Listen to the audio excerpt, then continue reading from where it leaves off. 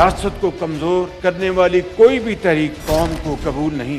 دہشت گردی کا سر مکمل طور پر کچلنے تک چین سے نہیں بیٹھیں گے۔ ہمسایوں کے ساتھ باوقار اور پرامن تعلقات کے خواہاں ہیں، لیکن ہم اپنی آزادی، عزت اور مفادات پر کبھی سمجھوتا نہیں کریں گے۔ ریاست کو کمزور کرنے والی کوئی تحریک قوم کو قبول نہیں۔ گالی اور گولی کسی مسئلے کا حل نہیں۔ قوموں کی تقسیم ملک کی سلامتی کے لیے خطرات پیدا کرتی ہے۔ مسلح افواج خوارج کے خاتمے تک آپریشنز جاری رکھیں گی۔ وزیر اعظم کا GHQ میں یوم دفاع اور شہداء کی تقریب سے خطاب۔ شہباز شریف نے کہا، امن ہماری اولین خواہش ہے، مگر آزادی اور خود مختاری پر کبھی سمجھوتا نہیں کریں گے۔ وزیر اعظم اور آرمی چیف نے یادگار شہداء پر پھول رکھے۔ تقریب میں وفاقی وزراء، اعلیٰ عسکری حکام اور شہداء کے لواحقین کی شرکت۔ ملی نغمے لہو گرماتے رہے۔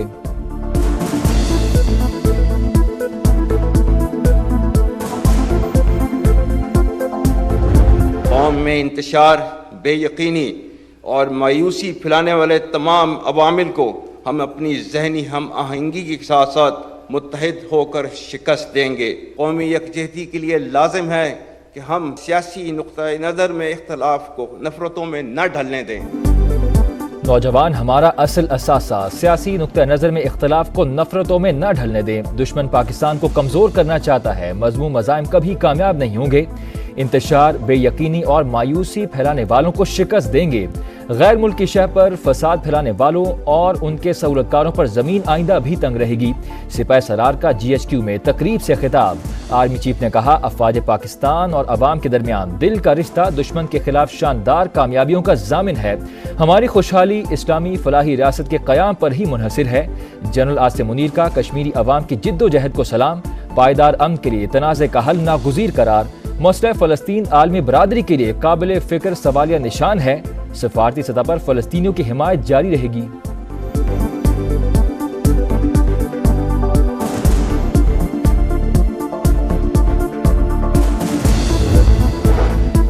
ملک کی دفاع ناقابل تسخیر، مسلح افواج کسی بھی جارحیت سے نمٹنے کے لیے مکمل طور پر تیار ہیں۔ صدر مملکت آصف علی زرداری کا کراچی میں تقریب سے خطاب۔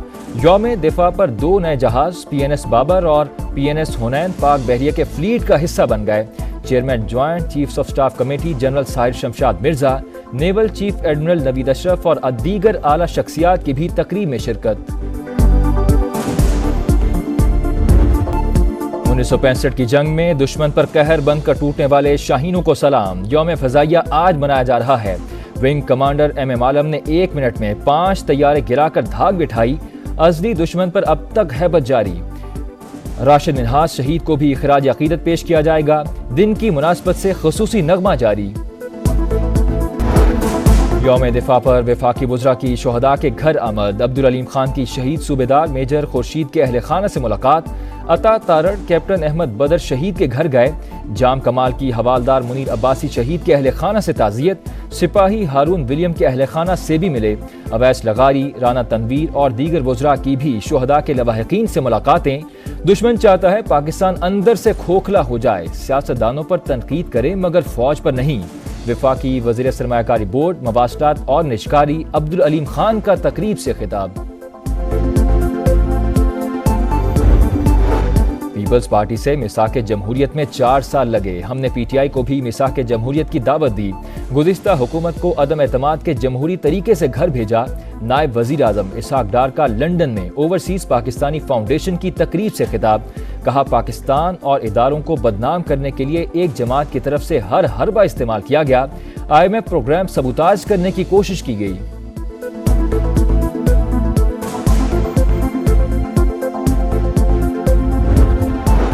امریکہ میں دہشت گردی کی منصوبہ بندی کے الزام میں کینیڈا سے پاکستانی شہری گرفتار۔ امریکی اٹارنی جنرل کے مطابق شاہزیب خان جدون پر 7 اکتوبر کو یہودی مرکز پر حملے کی منصوبہ بندی کا الزام ہے۔ گرفتاری کیوبیک میں سرحدی علاقے میں عمل میں آئی۔ کینیڈین حکام سے حوالے کے لیے بات چیت جاری۔ سپریم کورٹ نے نیب ترامیم بحال کر دی۔ حکومت کی انٹرا کورٹ اپیلیں منظور۔ پرانا فیصلہ آئین کے مطابق نہیں تھا۔ بہت سی ترامیم کے معمار بانی PTI خود تھے۔ درخواست نیک نیتی سے دائر نہیں کی۔ حکم نامے کا متن، عدالت نے لکھا، چیف جسٹس اور ججز پارلیمنٹ کے گیٹ کیپرز نہیں۔ قانون سازی کو بلا وجہ کالعدم قرار نہیں دینا چاہیے۔ عدلیہ اور مقننہ کو ایک دوسرے کے دائرہ کار میں مداخلت سے بھی احتیاط کرنی چاہیے۔ پی ٹی آئی نے فیصلہ NRO2 قرار دے دیا۔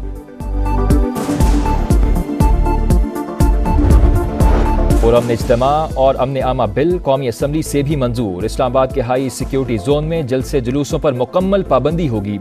غیر قانونی اجتماع میں شریک ہر شخص کو 3 سے 10 سال تک قید اور جرمانے کی سزا بھگتنا پڑے گی۔ اپوزیشن کا ایوان میں شدید احتجاج۔ ایوان نے الیکشن ایکٹ میں مزید ترمیم کی بھی منظوری دے دی۔ تاحیات نااہلی ختم۔ پاکستان تحریک انصاف کا پرامن اجتماع اور امن عامہ بل چیلنج کرنے کا فیصلہ۔ 8 ستمبر کو اسلام آباد میں ہر صورت جلسے کا اعلان۔ عمر ایوب بولے، پہیا گھوم رہا ہے، حکومت کل اپوزیشن میں جائے گی تو خمیازہ بھگتے گی۔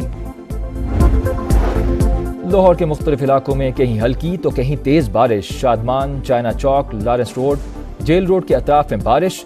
ڈیوس روڈ، مال روڈ اور گلبرگ میں بھی رم جھم۔ اسلام آباد اور راولپنڈی میں رات گئے موسلادھار بارش، موسم خوشگوار۔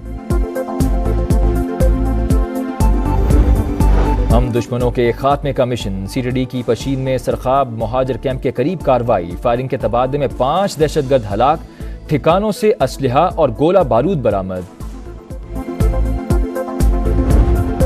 لاہور کے علاقے شمالی چھاؤنی میں مالکن کا 14 سالہ گھریلو ملازمہ پر مبینہ تشدد، سروسز اسپتال منتقل کر دیا گیا۔ خاتون اور اس کے شوہر کو گرفتار کر لیا گیا۔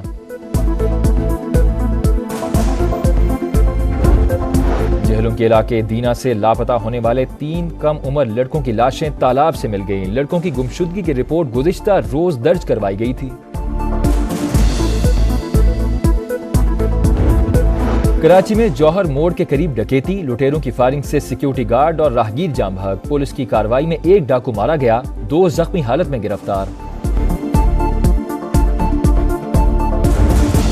ضلع سیف اللہ کی تحصیل مسلم باغ کے قریب کوئٹہ سے یوب آنے والی گاڑی خراب سڑک کے باعث الٹ گئی۔ حادثے میں محکمہ معدنیات کے انسپکٹر جمعہ خان بیٹی سمیت جاں بحق، 6 خواتین زخمی۔ کراچی میں نجی ایئر لائنز کی اسلام آباد جانے والی پرواز سے پرندہ ٹکرا گیا، 1 انجن کو شدید نقصان، 215 مسافروں کو ایئرپورٹ لاؤنج منتقل کر دیا گیا۔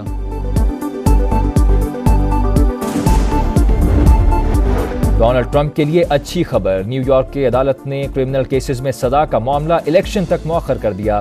جج کا کہنا ہے کہ فیصلہ انتخابات پر اثر انداز ہو سکتا ہے۔ ہش منی کیس میں ٹرمپ کو 18 ستمبر کو سزا سنائی جانی تھی۔ یوم دفاع کے موقع پر پشاور میں میراتھن کا انعقاد، سیالکوٹ سے تعلق رکھنے والے محمد قاسم فاتح قرار۔ اختتامی تقریب میں کھلاڑیوں کی بدنظمی، سٹیج پر چڑھ گئے۔